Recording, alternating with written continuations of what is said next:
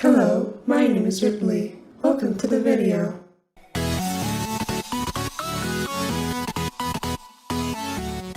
What's up, schmucks? It's Christmas time, which means eggnog, cookies, a Spotify playlist that's not very good after the first 10 songs, and revisiting a bunch of Christmas movies from your youth, only to then discover that some of them aren't very good. As always, I will plug my podcast, the G Words Podcast, linked down below. It's a great little show, you're gonna love it, go check it out. Anyway, let's get into it. In 2020, I reviewed a handful of Christmas movies, calling it my Christmas movie marathon. We looked at the Santa Claus, the Polar Express, Shazam, and a couple Spider-Man Christmas episodes from a few Spider-Man shows. So this year, we're gonna do it again. We're gonna be looking at some truly classic Christmas films this year, along with every Christmas episode of Bob's Burgers, like we've been doing with the Halloween and the Thanksgiving episodes. It's gonna be a lot of fun. I'll also end up reviewing Spider-Man No Way Home when it comes out, and I have a special end of the year video planned. I did want to review the best movie of the year, which I still have not revealed what I think that is, but I think I'll do that video early January, so be on the lookout for that if you're interested. But alright, let's start our Christmas movie marathon with a movie I have never fully seen before, but I've always been told is a true iconic piece of cinema. That movie being Tim Burton's The Nightmare Before Christmas. Here we go. So like I said, I have never seen this movie completely. I watched a little bit of it as a kid, but I ended up turning it off because it made me uncomfortable with how weird and abstract it all is, unaware that that's just how Tim Burton things are. Speaking of which, Tim Burton didn't even direct this, yet this is the most Tim Burton thing ever made. How is that possible? Also, speaking of what this movie is and isn't, it isn't a Christmas movie. Director Henry Selick has even said so. I couldn't find the quote, but I do remember reading that somewhere, so I don't know, just take my word for it. But also, when it released in 1993, it released in October, as this is meant to be a Halloween movie and not a Christmas movie, but I don't care. The word Christmas is in the title, and that's enough for me. But enough background. Is this movie actually good? Does it deserve to be seen as the iconic classic the world sees it as? Yeah, probably. I mean, it's good and I really liked it, but I'm coming at this as a depressed college student and not a wide-eyed kid who would have grown up on this movie and loved it from a young age. But I absolutely see why people love this movie. It's really artistic and inspired with its imagery, and the stop-motion animation is absolutely beautiful. The fun designs for Halloween and Christmastown are incredible, and it feels like Dr. Seuss type stuff. I really loved it. I also really like the songs. I had no idea this movie was a musical, but the musical aspect of this movie is phenomenal. I really enjoy the song When Jack Is in Christmastown, and I was taken back by this lyric that genuinely had me rolling. What's this? In here, they've got a little tree. How queer!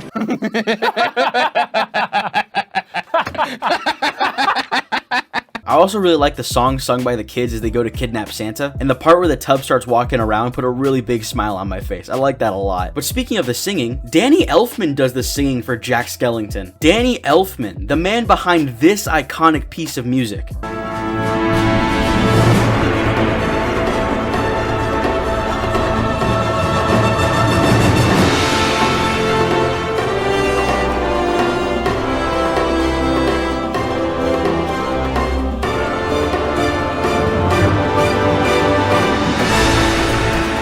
And Chris Sarandon does the speaking lines for Jack, but it's pretty seamless, and I didn't even pick up on Jack having two different voices until afterwards. And they're both great in this role, but Danny Elfman can frickin' sing, man. I didn't know that. I was pleasantly surprised. And I really like the plot of this movie. I went forever not knowing what this movie was about, but I enjoyed how simple and innocent the plot really is. Basically, Jack feels burnt out on Halloween, and after he falls in love with Christmas, he wants to do Christmas himself, and he attempts to do so through his natural Halloween-themed lens. And it goes terribly wrong. But I love that. I love how simple this story is and how innocent Jack's intentions are. He never wants to ruin or hurt anybody, and he even admires Santa when he eventually meets him.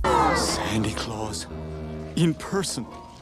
What a pleasure to meet you. Jack just wants to find something else in life, something more. His intentions are good, but everything goes wrong because he just isn't designed to be able to pull this off, which serves as a lesson to him that he should just stay in his lane and not aspire to be more. Yeah, the lesson here is a little weird. It seems to be that if you're really good at something, you should just stick with that and never try to do anything else. And this is evident by Jack screwing up Christmas and then being like, nah, I'm going back to doing Halloween because I'm actually good at it, and this just wasn't my thing. Which I guess could be interpreted as knowing your strengths and whatnot, but it really does come off as the movie saying that if you're good at something, you should just stick with that and not attempt to do anything else, which is a weird message to send to kids. But speaking of kids, I probably wouldn't show this to a kid younger than like 10, and I know people do, and there's nothing wrong with that. This movie's not inappropriate for them, but I don't know how old I was when I saw this, but I just know that I did not vibe with this at all. I just thought it was weird and grotesque, and it made me uncomfortable. But that said, I was a weird kid. I remember one time when I was in preschool, so like 4 or 5, and bearing in mind at this age I was watching Jurassic Park,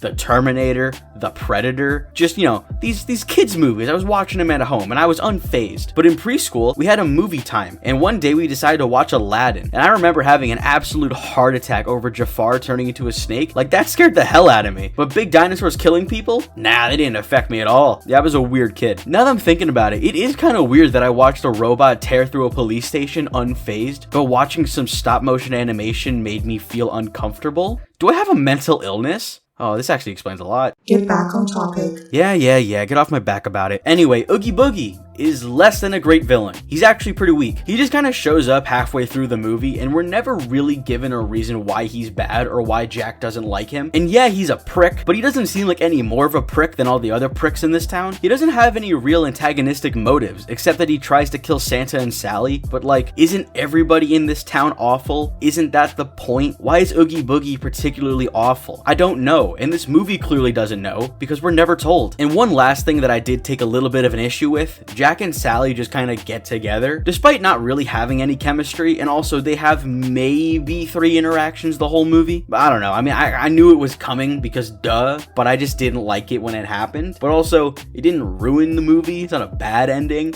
it just felt rushed in. I didn't buy it. But all in all, for a movie everybody hails as a masterpiece, it's pretty good. It's not the greatest thing I've ever seen, and I do have some issues with it, but there was a lot here that I really liked. I love the art direction, and the stop motion animation is gorgeous. All the visuals are beautiful and incredibly creative, and I also really liked all the songs and found some of them to be super fun and others to be really charming and cute. And I really like Jack Skellington and his story here. This movie tells a great story that is beautifully simple, even if the lesson in the end is a bit weird. But that's it. I'm so excited for the Christmas marathon this year. It's going to be a good one. But until the next review, thank you for watching, and Merry Christmas.